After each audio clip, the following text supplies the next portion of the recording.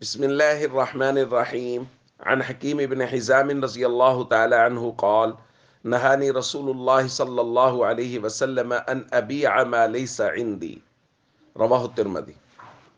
حکیم ابن حزام رضی اللہ تعالیٰ عنہ بیان فرماتے ہیں کہ رسول اللہ صلی اللہ علیہ وسلم نے مجھے اس چیز کے بیچنے سے منع فرمایا ہے جو میرے پاس موجود نہ ہو۔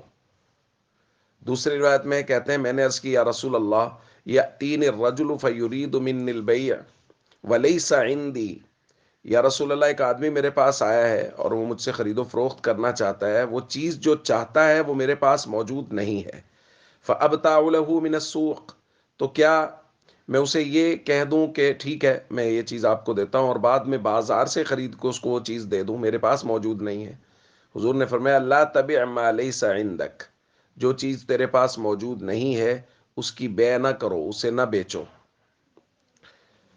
دوستو، یہ تجارت کا اہم اصول ہے کہ جو چیز انسان کے پاس موجود نہیں ہے، تاجر کے پاس موجود نہیں ہے، وہ اسے نہ بیچے۔ ہاں، اس کی یہ صورت ہے کہ وہ وکالت کر سکتا ہے، کہ اس صورت میں وہ کہے کہ یہ چیز موجود نہیں ہے، میں آپ کو منگوا کے دے دوں گا، میں منگوا کے دے دیتا ہوں، اس کے اندر وہ وکیل بن جائے گا۔ اس صورت میں وہ اس کو ڈائریکٹ بیچ نہیں رہا بلکہ وہ وعدہ کر رہا ہے۔ اس میں یہ بات سمجھیں، یہ شریعت کی خوبصورتی ہے کہ اگر کوئی آدمی کہے کہ ٹھیک ہے یہ چیز میں آپ کو بیچتا ہوں، تو خریدنے والا تو اس کو اس موقع پہ وہ چیز چاہیے، اس کے ذہن میں ہے کہ ٹھیک ہے اس کے پاس یہ چیز موجود ہے، یہ مجھے دے دے گا۔ لیکن بعد میں پتہ چلا کہ وہ چیز تو آپ کے پاس بھی موجود نہیں ہے اور مارکیٹ میں بھی موجود نہیں ہے، تو ظاہر ہے اس شخص کے لیے بہرحال یہ چیز نقصان دہ ہوگی، کہ اس کا تو ذہن بنا ہوا ہے کہ میری ضرورت کے وقت وہ چیز پہنچ جائے گی۔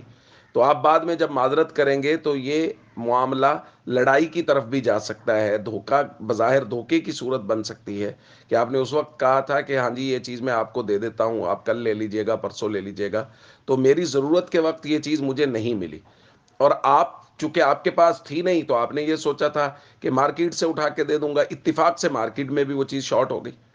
تو اس لیے شریعت نے ہر اس کام سے منع کیا ہے جو لڑائی جھگڑے کی طرف لے جائے، جس کے اندر بظاہر دھوکے کا اندیشہ ہو۔ تو وہ چیز جو آپ کی ملکیت میں نہیں ہے، آپ کے پاس موجود نہیں ہے، وہ چیز بیچنے کی شریعت کی نظر میں اجازت نہیں ہے۔ آن لائن بہت سارے بزنسز بھی ایسے ہی ہو رہے ہیں اور ان کے اندر بھی مملوکہ چیزیں نہیں ہوتی ہیں، یا وہ چیز جو آپ کے پاس موجود نہیں ہے آپ وہ بیچ رہے ہیں۔ ہاں، آپ وکیل بن سکتے ہیں کہ یہ چیز میں آپ کو مارکیٹ سے اٹھا کے دے سکتا ہوں، تو یہ صورت جائز ہوگی۔ یہ کہنا کہ یہ چیز میرے پاس پڑی ہے آپ مجھ سے لے لیں حالانکہ وہ آپ کے پاس موجود نہیں ہے، یہ بیچنا درست نہیں ہے۔ السلام علیکم ورحمۃ اللہ وبرکاتہ۔